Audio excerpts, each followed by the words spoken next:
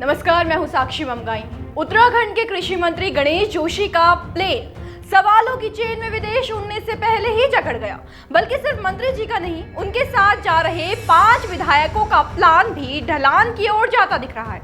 दरअसल जब से जनता को मालूम चला है कि उत्तराखंड में जैविक खेती को बढ़ावा देने के लिए कृषि मंत्री, 5 विधायक और अधिकारियों की टीम विदेश दौरे पर जा रही है, बस तब से सवालों की बौछार जारी है। अब एक दौरे की ही तो योजना है, इसमें इतना क्या सोचना है? अगर आपके ऐसे विचार हैं तो रिपोर्ट में देखिए कि मामले के सोच से परे कौन से गहरे तार हैं।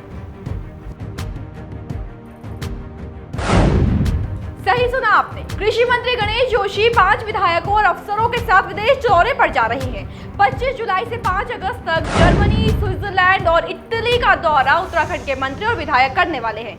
बताया तो ये जा रहा है कि विदेश प्रस्थान का प्रयोजन जैविक खेती के गुण सीखना और राज्य से मोटे अनाजों की निर्यात बढ़ाने की संभावनाओं का तलाशना है। लेकिन विदेश दौरे का सोशल मीडिया में खासा विरोध करते लोग ऐसा नहीं मानते, बल्कि उनकी नजर में देशों की सैर सपाटे से ज्यादा कुछ नहीं है। जनता का मानना है कि ऑर्गेनिक खेती के लिए विदेश जाना यानी घूमने का बहाना। देखिए, दर्शकों को बताएं कि ट्रिप के पूरे एम ने इंटरनेट पर फ्लिप ले लिया है। विदेश यात्रा वाले तर्क पर 5 अहम वितर्क दिए जा रहे हैं। कौन सी है ये बहस, वो देखिए। पहला, जैविक या फिर ऑर्गेनिक खेती के नाम पर विदेश जाना अपने आप में सवाल खड़े करता है। दुनिया जानती है कि पूरी दुनिया में जैविक खेती को लेकर भारत के सिक्किम राज्य की मिसाल दी जाती है। जिन्हें नहीं पता उन्हें बता दें कि सिक्किम प्राकृतिक रूप से संपन्न राज्य तो है ही, साथ ही दुनिया का पहला 100% जैविक खेती करने वाला राज्य भी है। अब जिस देश के राज्य की विदेश में मिसाल दी जाती हो, वहां के मंत्री या विधायक गुण सीखने बाहर जाएंगे तो सवाल तो पूछे जाएंगे। दूसरी बहस और दिलचस्प है। रिपोर्ट कहती है कि जैविक खेती से जुड़े सबसे ज्यादा किसानों की संख्या भारत में ही है। दुनिया के कुल जैविक उत्थान में अकेले भारत का हिस्सा 30% है। सिक्किम की तरह ही उत्तराखंड में भी ऑर्गेनिक खेती को बढ़ावा दिया जाता रहा है और उत्तराखंड में जैविक खेती पहले से ही उन्नत स्तर की है। फिर यहाँ के विधायकों को प्रशिक्षण लेने देश से बाहर जाने की इस समय कितनी आवश्यकता है, कैसे है और क्यों है? क्या देश का सिलेबस पहले पूरा कर लिया गया है? यहीं पर तीसरा बिंदु निकलता है। उत्तराखंड का पड़ोसी राज्य हिमाचल प्रदेश पहले ही जैविक खेती को लेकर एक लक्ष्य निर्धारित कर चुका है। 2022 तक प्रदेश में पूरी तरह जैविक कृषि करने का लक्ष्य हिमाचल ने रखा है। लेकिन उत्तराखंड में नेता ऑब्जेक्टिव के बिना कौन सा एग्जीक्यूशन करना चाहते हैं, यही साफ नहीं किया गया है।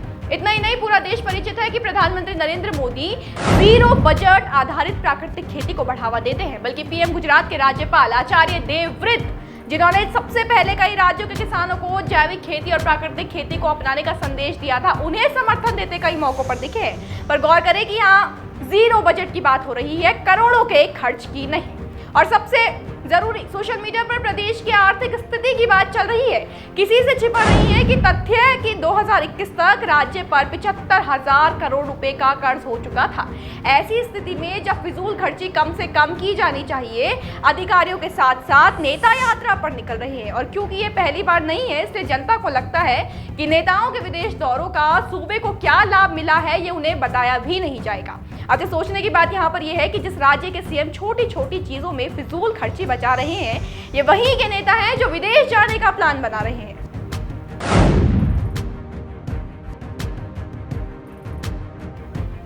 बताएं कि सीएम धामी ने होटलों में सरकारी कार्यक्रमों के आयोजन पर रोक लगा दी है, जिसके बाद अब देहरादून में होने वाला कोई भी सरकारी कार्यक्रम प्राइवेट होटल या निजी स्थानों पर नहीं करवाया जा सकता।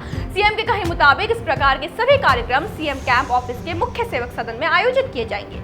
ये भी बता दें कि अपने निर्णय की वजह मुख्यमंत्री ने फिजूल खर्ची को बताया है। अब ऐसे में उलझन हो रही है कि समन्वय को समझना कैसे है। भैया, एक और तो उत्तराखंड के मुख्यमंत्री पुष्कर सिंह धामी खर्चे कम करने की टेक्निक को आए दिन यूनिक करते दिख रहे हैं, और दूसरी ओर मंत्री और विधायकों को विदेश जाना देना ऐसे कारण से जिसका सार जनता की नजर में 100% बेकार है। प्रश्न है कि विदेशों को मंत्री उड़ेंगे तो फालतू खर्चे कैसे रुकेंगे? पर ये पूछे कौन? विपक्ष तो खुद सैर का हिस्सा है।